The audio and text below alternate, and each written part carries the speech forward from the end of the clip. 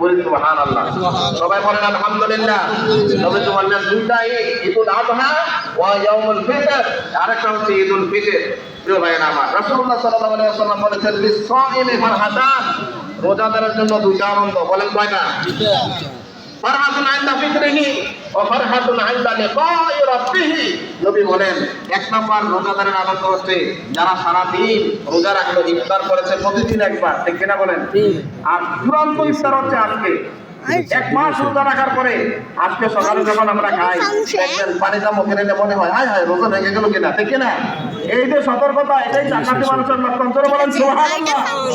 নবী এটাই বলেন, চাপ দিলে শেষ হয়ে যাবে। আল্লাহ পাক বলেছেন as-সাওমু লি ওয়া আনা আজজি বিহি।